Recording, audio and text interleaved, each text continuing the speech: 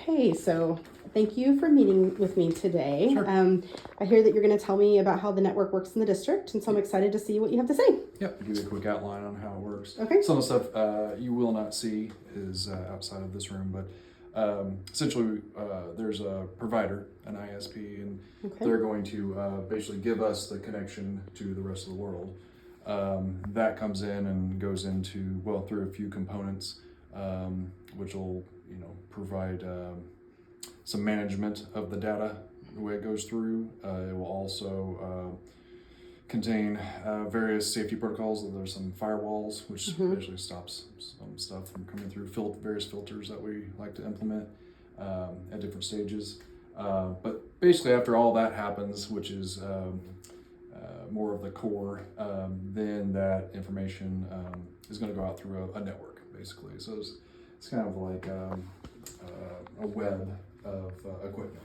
Okay. And so you'll have devices like this, which are switches. At home you have basically all-in-one. So you would have a router. Yes. And you would have, it's kind of like a switch inside it. If you have multiple ports on the back, that's basically where these plug in. So different devices would have a port. So at home yours might have, 2, 3, maybe 5, depends on what you have. Yep. And there's also the Wi-Fi, which is usually built into the same component. Well, with a more robust system, you're gonna have a lot more equipment. I forget how many switches we even have. I was wondering because it's a very large district. Yeah, so you operate the network hundreds. for everybody. Yeah. Okay. And then there's a couple of the people that do other components as well. It's not just one person couldn't keep up with it. Yeah. But this gives you a basic idea. So basically, you would have this is going to be your pathway in and out. That's going to be your port that goes to the core, or it's going to, at each building, you'd have a main area where your network comes in. Just like at your house, you have a component there. And then it disperses it throughout all these different things. All these different ports, it's a little different than at home here. It is all basically, depending on what device you have connected, it's going to have a different configuration. And that's going to have all these rules involved with it, besides the content rules that happen before and after. Just basically what it allows it to do.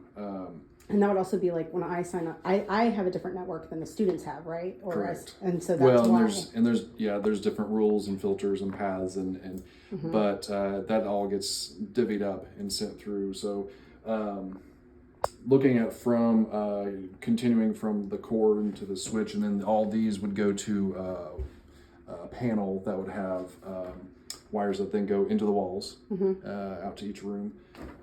Some go to the ceiling for the APs, for your Wi-Fi.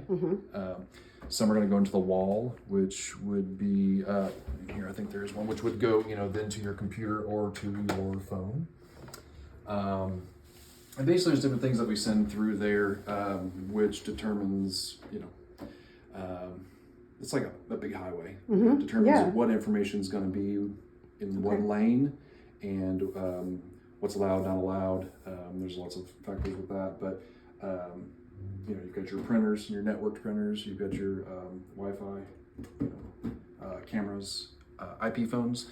And so, for example, with this one, this is a PoE switch, so it's power over Ethernet. Just trying to get it plugged in here. If I can get that lined up. Look at it.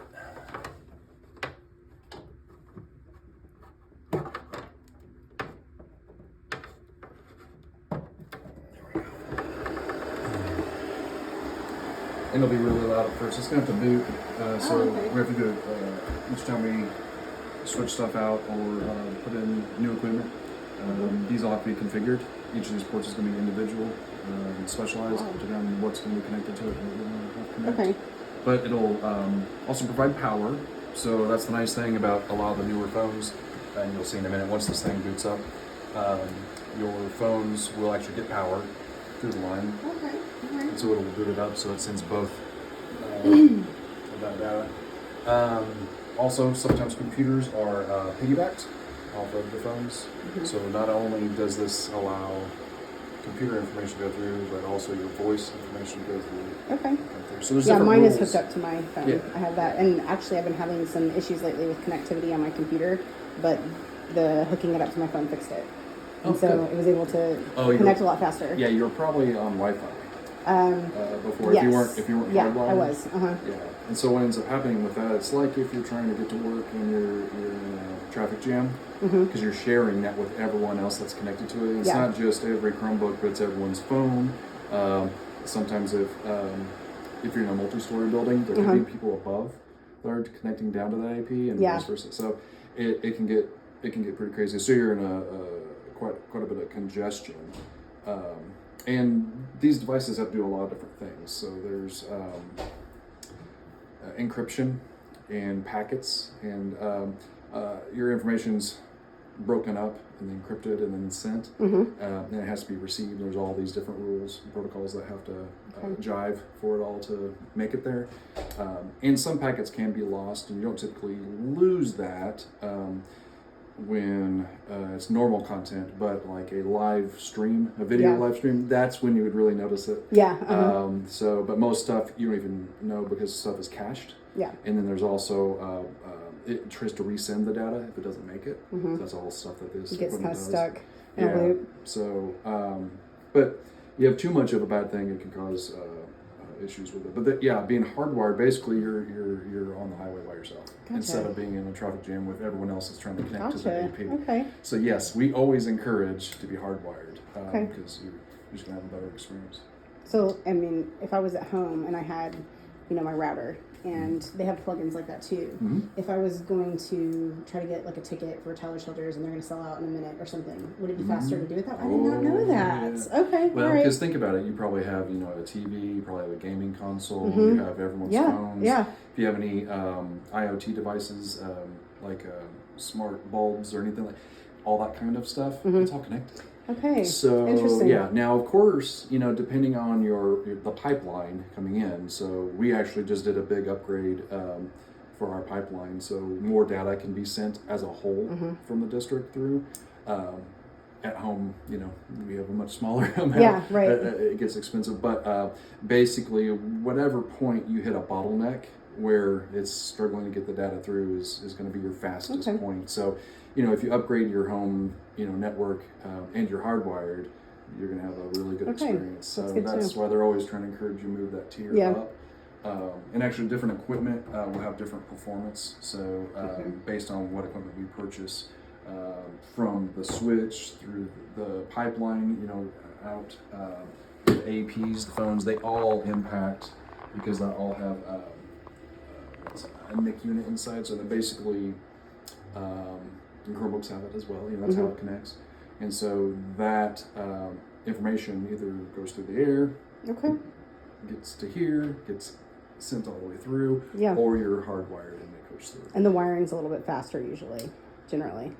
Can be, yeah. Okay. Usually, Right. I would say so because basically, think about it. If you have a whole class, if you have 28, devices. Let's say that's it. You don't have any extra devices like phones, whatnot. You have 28 devices connecting through here. It's going through the same type of port, that one port going to your phone. Oh, yeah. So that makes sense.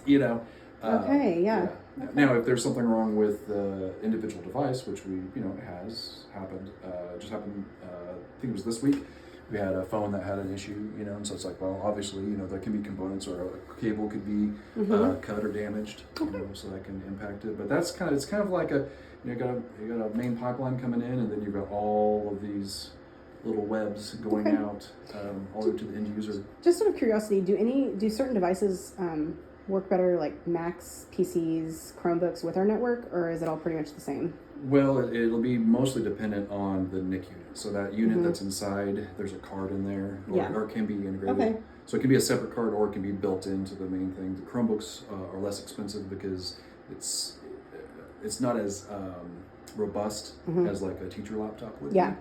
And so the performance will be impacted. And then like if you want a gaming PC, you're going to go up another tier, to some, and there's some other stuff that can help speed it up too. You start divvying out the work to different components of the device, but that can impact it as well. But none of that will matter if your backbone of your network has issues. So if there's sometimes there'll be power outage, and that can take down nodes. So as it leaves us and goes out through the world. Mm-hmm. You know, it's very similar. It can go to all different points. If one of those is damaged or down or loses power, or you know, there's an accident and someone hits one, or if there's construction and they dig up a fiber line. And so this is all copper. Mm-hmm. But when you start looking at those main connections between, sometimes between switches, sometimes between buildings, and then of course as you get out, there's fiber instead of being copper. Okay. So a lot more data can be sent. But if it's damaged, just like a cable, you're going to have connection issues. Okay. So all right. that's kind of the long and short of it. Well, thanks. I really appreciate your time. Yeah. And I think that